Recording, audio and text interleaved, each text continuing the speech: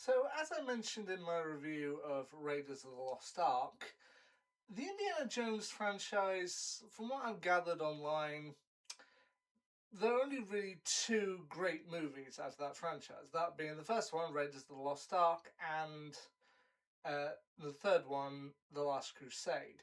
The others, people tend to kind of disagree on. Like, most people seem to think that Kingdom of the Crystal Skull was bad, and then when they released Isle of Destiny, people were like, actually, Kingdom of the Crystal Skull isn't too bad. Temple of Doom for me lies somewhere in between. Like, I've seen people say this is one of their favourites or their favourite of the original Indiana Jones trilogy. I've seen others who say that this is definitely kind of a step down. But anyway, the film is technically actually a prequel to Raiders of the Lost Ark, as I believe it's set in 1935, 1 year before Raiders of the Lost Ark, which I don't know about that. I'm not sure how to react to that. I mean, it does kind of work in that sense, but also the reason that I chose to believe as to why the Indy's kind of female companions in each of the films were always kind of shifting around and didn't stick around was that while I know Indiana Jones isn't typical of the real archaeology industry, I always kind of just assumed that he was the kind of adventurer who he would come along, he would have his adventures, he might hook up with a girl, but then kind of when things were done and the adventure was over, everyone would just kind of move on. And while that might be a douchey personality to have, I just kind of assumed it was typical of his life as an adventurer. But anyway, that's just what I thought. And anyway, in this particular film, Indiana Jones, played once again by Harrison Ford, he, after managing to escape a rather awkward situation in Shanghai with against a gangster named Lao She, the, Jones, along with his new companions Short Round, played by Ke Huy Quan, and Wilhelmina or Willie Scott, played by Kate Capshaw, they end up on a plane heading from Shanghai into India. However, situations happen and they end up in the village of Mayapur, where the locals inform them that the kind of lords of the land have taken kind of mysterious stones that seem to grant water and make the crops grow, and they've also stolen all of their children. With Jones, Scott, and Short Round eventually discovering that the children have been taken to work in the mines looking for the two remaining lost stones. Now, the stones in the film are described as Sankara stones, and one thing I liked about the original or the other Indiana Jones films was that they mostly focus on, while the stuff might be fictional, it was all based on kind of real legends, real kind of artifacts from legends, stuff like the Ark of the Covenant, the Holy Grail, the Crystal Skulls, and Archimedes' Dial. With this one, I had to look up, and Sankara stones themselves are fictional, but they are based on real stuff from Hindu legend, particularly lingam stones. So I guess this kind of works.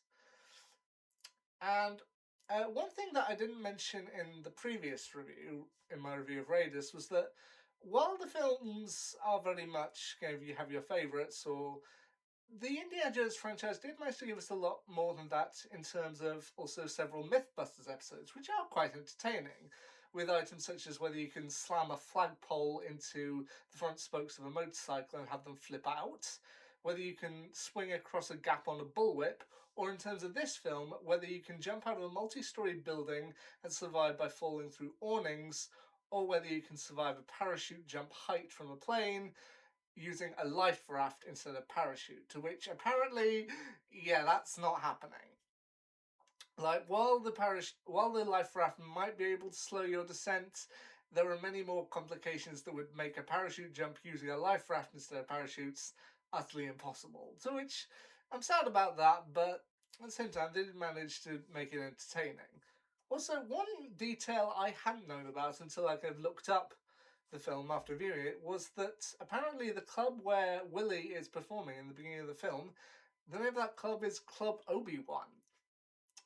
Yeah, subtle. A subtle acknowledgement of Ford's other roles in the Star Wars franchise. To which, while I admit the Temple of Doom is kind of take it or leave it, whether it's your favourite or not, One thing I will admit it did quite well is the deaths. And the deaths of some of the villains, because this film released in 1984, and they knew how to do PG right at this time, because these days PG has kind of slipped up a bit. I mean, a film can be marked PG even though it's effectively U. When people say it has kind of mature themes. This film had deaths including a guy being hung from a ceiling fan, a guy being crushed by a diamond crusher or rock crusher, and people being eaten by crocodiles. Like, this is the PG stuff that is PG for a reason. You should have parental guidance. Apparently, Lucas did kind of push for this to be more kind of PG-13, even though they first marked it PG.